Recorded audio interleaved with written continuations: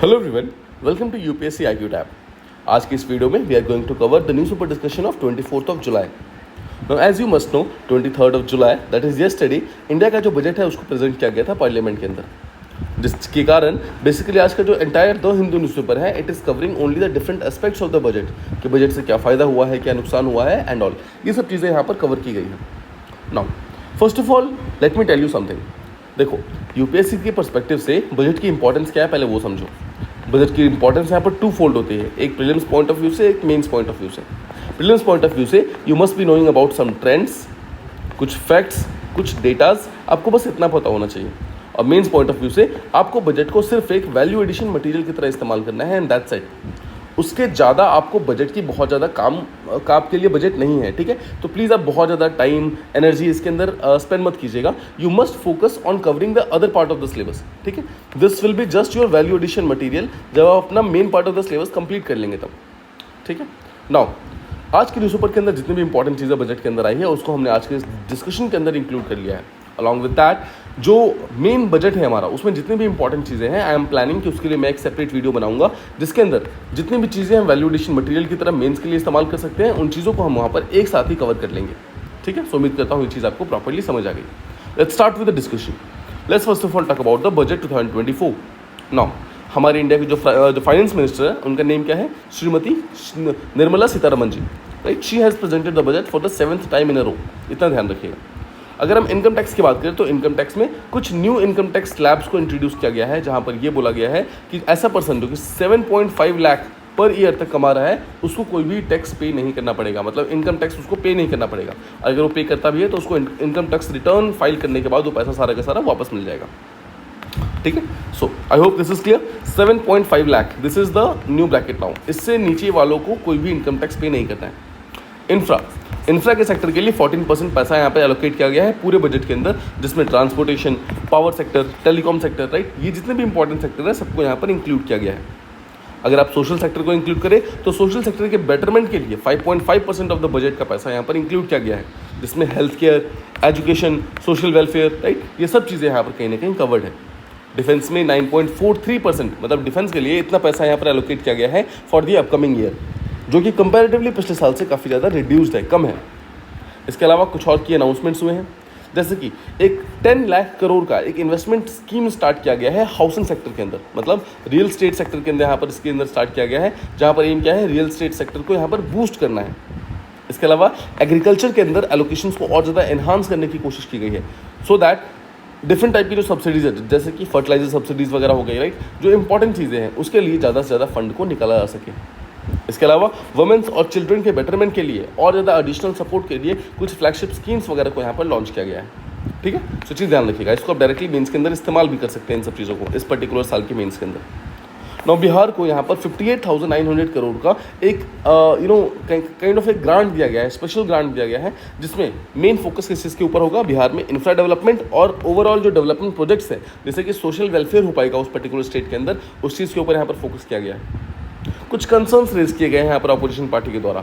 उसमें मेन चीज़ ये है कि जो बजट है ये लॉन्ग टर्म इकोनॉमिक चैलेंजेस को कहीं ना कहीं सॉल्व नहीं कर पाता है। जो कोर इन्फ्लेशन है इंडिया में उसको सॉल्व करने की कोशिश नहीं कर रहा है, राइट। सिर्फ शॉर्ट टर्म जो गेन्स है उसको यहाँ पर पाने की कहीं ना कहीं कोशिश की जा रही है।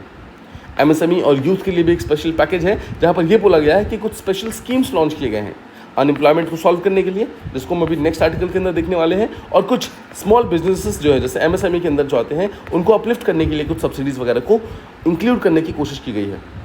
एमएसएमईज़ को बेटर करने के लिए कुछ टैक्स कट्स की जो प्रोविजंस है वो लाए गए हैं, साथ ही साथ कुछ एनहांस्ड फाइनेंशियल सपोर्ट भी है, मतलब एमएसएमई सेक्टर को कुछ एडिशनल फाइनेंशियल सपोर्ट वगैरह भी दिया जाएगा।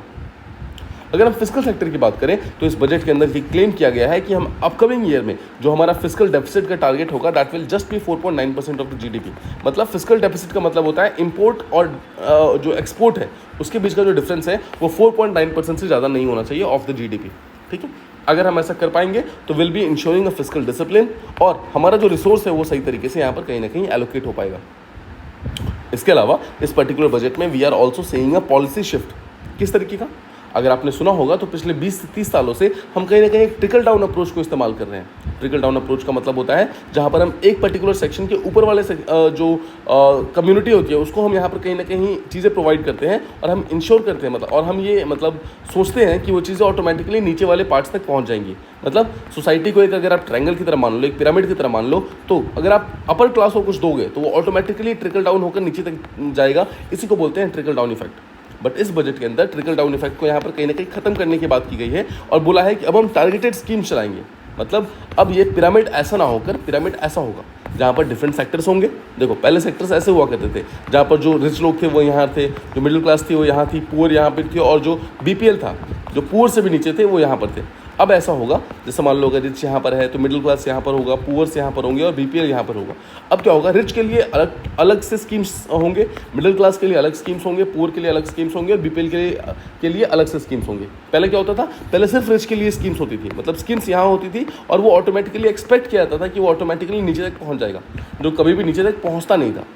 राइट। सो आई होप आप समझ गए। यहाँ पर हम टारगेटेड स्कीम्स की बात कर रहे हैं। अब हम हर जो सेक्टर है उसको स्पेसिफिकली टारगेट करेंगे। अब हम ट्रिकल डाउन के ऊपर डायरेक्टली भरोसा नहीं करेंगे, ठीक है, उसके ऊपर रिलाई नहीं करेंगे। सो उम्मीद करता हूँ मेन चीज़ आपको समझ आ गई। मूविंग अहेड, आंध्र प्रदेश को भी एक स्पेशल पैकेज दिया गया है अलॉन्ग विद जो बिहार को जैसा हमने देखा 58,900 करोड़ का यहाँ पर स्पेशल पैकेज दिया गया है। साथ ही साथ जो आंध्र प्रदेश है उसको 15,000 करोड़ का यहाँ पर स्पेशल पैकेज दिया गया है। नाउ इसमें मेनली बोला गया है Amaravati which is going to be the upcoming capital of Andhra Pradesh, इस चीज़ को डेवलप करने के लिए 15,000 करोड़ दिए गए हैं। इसके अलावा ये भी देखा गया है कि कहीं ना कहीं आंध्र प्रदेश को कैपिटल की बहुत ज़्यादा ज़रूरत है, तो इस पर्टिकुलर चीज़ के लिए पर्टिकुलर पैसे यहाँ पर एलोकेट किए गए हैं। राइट। इसके अलावा एक पोलावरम इरिगेशन प्रोजेक्ट है जो कि आंध्र प्रदेश के अंदर है, उस चीज़ को भी जल्दी से जल्दी डेवलप करने के लिए पर्टिकुलर पैसे दिए गए हैं। इसके अलावा एक कोपार्थी इंडस्ट्रियल कॉरिडोर बनाया जा रहा है आंध्र प्रदेश के अंदर, जो कि विशाखापट्टनम और चेन्नई को कहीं ना कहीं कनेक्ट कर देगा। ये भी प्रायोरिटी बेसिस पर बनाने के लिए पैसे दिए गए हैं। इसके अलावा एक वर्ड यहाँ पर न्यू वर्ड यूज़ किया गया है बजट के अंदर, दैट इज़ पूर्वोदय। पूर्वोदय का मतलब है ओवरऑल डेवलपमेंट करना। बिहार, झारखंड, वेस्ट बंगाल, ओडिशा और आंध्र प्रदेश का, इन 5 स्टेट्स को जब हम साथ में लेके चलते हैं उसको यहाँ पर कहीं ना कहीं पूर्वोदय वर्ड यहाँ पर दिया गया है। मूविंग अहेड, जॉब क्रिएशन के लिए 5 न्यू स्कीम्स की बात की गई है, जिसका सब मिलाकर के 2 लाख करोड़ का यहाँ पर ओवरऑल बजट एलोकेट किया गया है। ना आपको यहाँ पर बहुत ज़्यादा डिटेल में नहीं जाना है, but mains point of view से आपको ये चीज़ें नाम पता होना चाहिए। स्कीम 1 का नेम है डीबीटी, डायरेक्ट बेनिफिट ट्रांसफर, यानी कि ईपीएफओ के अंदर बेसिकली जो भी वर्कर्स इनरोल्ड है उनको डायरेक्टली यहाँ पर डीबीटी के थ्रू पैसे ट्रांसफर किए जाएंगे। सेकंड, मैन्युफैक्चरिंग सेक्टर को और ज़्यादा बूस्ट करने के लिए एम्प्लॉयमेंट इंसेंटिव्स वगैरह स्टार्ट किए जाएंगे सो दैट मैन्युफैक्चरिंग सेक्टर में ज़्यादा से ज़्यादा लोग आ सके। थर्ड, जो भी ईपीएफओ में कंट्रीब्यूशन करेगा उसको गवर्नमेंट जो है रीइंबर्स करेगी, ये भी थर्ड स्कीम है। फोर्थ स्कीम बोलता है जो इंडस्ट्रियल ट्रेनिंग इंस्टीट्यूट्स हैं उसको अपग्रेड करने की बात की गई है। बोला गया है 1000 से ज़्यादा ITIs बनाने हैं सो दैट हम स्किल डेवलपमेंट के ऊपर कहीं ना कहीं फोकस कर सकें, because skill development he ultimately job creation की पहली सीढ़ी है। एंड फाइनली इंटर्नशिप अपॉर्चुनिटीज़, जहाँ पर बोला गया है 1 करोड़ से ज़्यादा यूथ को यहाँ पर इंटर्नशिप अपॉर्चुनिटीज़ दी जाएगी अगले 12 महीनों के लिए, 1 साल के लिए, जहाँ पर 500 जो टॉप कंपनीज हैं इंडिया में, प्राइवेट प्लस पब्लिक, उनके अंदर उनको काम करने का मौका मिलेगा। राइट। सो आई होप आप समझ गए। ये 5 यहाँ पर डिफरेंट स्कीम्स हैं जो कि जॉब क्रिएशन यानी कि एम्प्लॉयमेंट जनरेशन के लिए है और अनएम्प्लॉयमेंट से डील करने के लिए है, और इस चीज़ को आप यहाँ पर मेंस के अंदर कोट कर सकते हो। मूविंग अहेड, 3 कैंसर ड्रग्स को यहाँ पर कस्टम ड्यूटी से एग्जम्प्ट कर दिया गया है, तो you must be knowing about their names. पहले का नेम ट्रस्टोजुमाब डेरेक्सटेसिन है, सेकंड का नेम है ओसिमेटिनिब और थर्ड का नाम है दर्बुलामुबाब।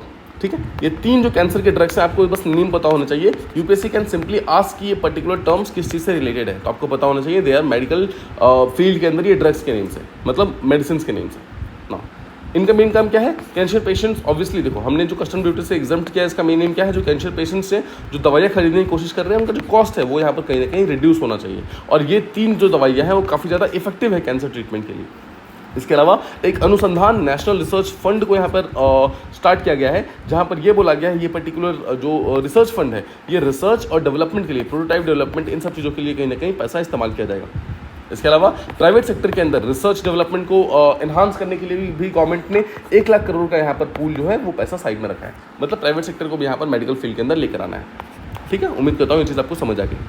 मूविंग अहेड, यहाँ पर वुमेन्स के ट्रांसफॉर्मेशन के लिए भी बजट के अंदर काफ़ी चीज़ें बात की गई है, जहाँ पर 4 मेन पिलर्स के बारे में बात करते हैं। पहले का नाम है गरीब, महिलाएं, युवा और अन्नदाता। तो गरीब मतलब पुअर्स के ऊपर फोकस करना है, महिलाएं मतलब वुमेन्स के ऊपर फोकस करना है, यूथ के ऊपर फोकस करना है, अन्नदाता मतलब फार्मर्स के ऊपर फोकस करना है। नाउ बजट के अंदर ये स्पेसिफिकली मेंशन किया गया है कि अगर वुमेन्स के पार्टिसिपेशन को इंक्रीज करना है तो उसके लिए सबसे इंपॉर्टेंट चीज़ है स्किलिंग प्रोग्राम्स। सेकेंड चीज़ हायर एजुकेशन। तो ये दो चीज़ें मिलकर के वुमेन की जो ओवरऑल एम्प्लॉयमेंट सिनेरियो है उसको कहीं ना कहीं बेटर कर सकती है। इसके अलावा अगर हम एम्पावरिंग वुमेन्स की बात करें तो अगर वुमेन्स एम्पावर्ड होंगी तो वो ऑटोमेटिकली इकोनॉमिक ग्रोथ में सपोर्ट करेंगे इंडिया के, सोशल इक्विटी बढ़ाने में सपोर्ट करेंगे और इंक्लूसिविटी में ओवरऑल सपोर्ट करेंगे। मतलब वुमेन्स को एम्पावर करने से यहाँ पर 3-fold अप्रोच, मतलब 3-fold बेनिफिट्स हो रहे हैं इंडियन गवर्नमेंट को। इसके अलावा अगर फाइनेंशियली एम्पावर्ड वुमेन्स होंगी तो हाउस होल्ड इनकम इंक्रीज होगा, ओवरऑल फाइनेंशियल स्टेबिलिटी इंक्रीज होगी, एजुकेशन, हेल्थ आउटकम्स, ये सब चीज़ें इंक्रीज होंगी और इन सब चीज़ों को आप डायरेक्टली अपने मेंस के आंसर के अंदर कोट भी कर सकते हैं। इसके अलावा और भी कुछ आर्टिकल्स थे बट वो भी कहीं ना कहीं इन्हीं पॉइंट्स को रीइटरेट कर रहे थे, that is why we have not taken those things. इसके अलावा as I told you in the beginning, मैं कोशिश करूंगा बजट के अंदर बजट के ऊपर एक सेपरेट वीडियो बनाने की and along with that economic survey जो इस साल का आया है उसके ऊपर भी एक सेपरेट वीडियो बनाने की, जिसमें आपको हैंडमेड नोट्स भी मिल जाएंगे। ठीक है, जिस तरीके से मैं ये नोट्स बना रहा हूँ उसी तरीके से आपको हैंडमेड नोट्स मिल जाएंगे and you will be able to comprehend it very easily. उम्मीद करता हूँ ये पर्टिकुलर वीडियो आपको प्रॉपर्ली समझ आ गई हो। अगर आपको कोई भी कहीं भी डाउट है तो please mention them in comment boxes, मैं उसको जल्दी से जल्दी रिप्लाई करने की पूरी कोशिश करूँगा। अगर आपको ये वीडियो अच्छी लगी हो तो प्लीज़ लाइक करें, इसको अपने फ्रेंड्स के साथ शेयर करें and thank you so much for listening. Stay tuned for the next video.